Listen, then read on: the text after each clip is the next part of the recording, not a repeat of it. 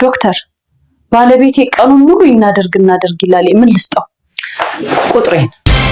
ቁጥሬን ስጪው።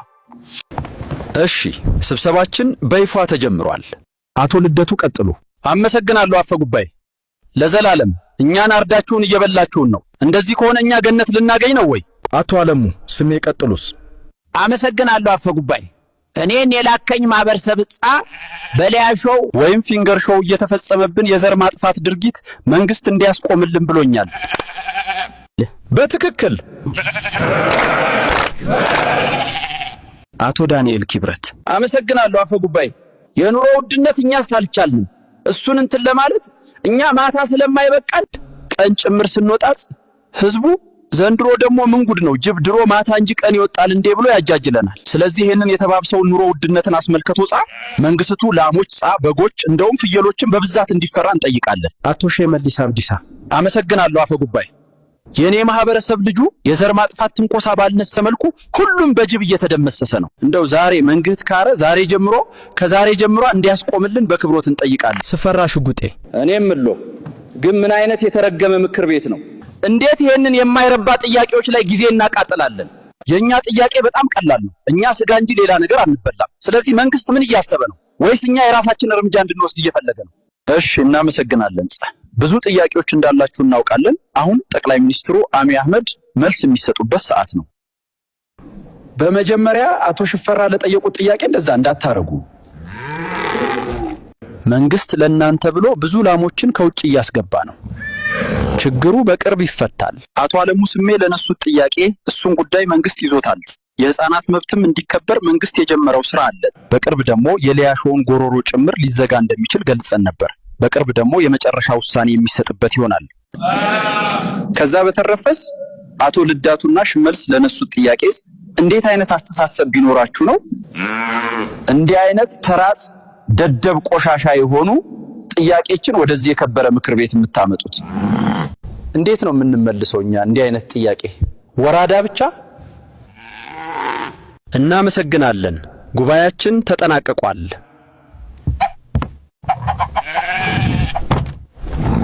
ለምንድን ነው በላችሁ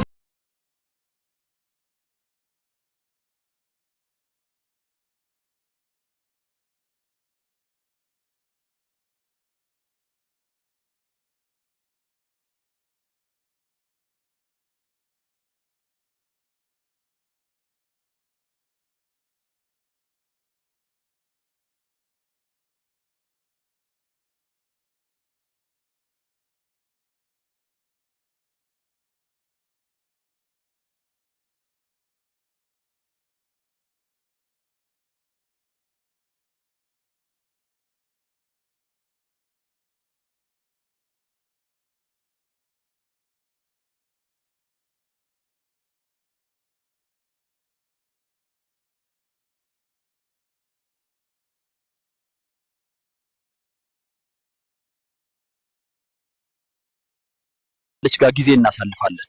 በሰለች በጣም ጥሩ ሰው ናት። ለሷ ምንም ነገር አድርጋለሁ። ሞትም ቢመጣ ሞትላታለሁ። እሺ ጋይስ፣ ዛሬ በሰለች ደስ ብሏታል። ስጋ በልታ አታውቅም፣ ግን ዛሬ ላስተምራት ነው።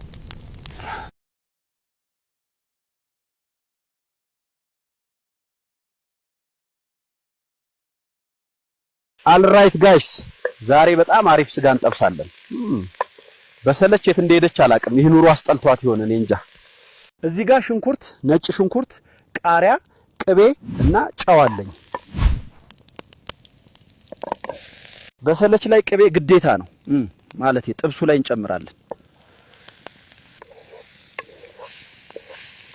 ዋው በጣም ጣፋጭ ነው። ምርጥ ጓደኛ ማለት እንደዚህ ነው። በሰለች ግን እዚህ ናት ኮስ።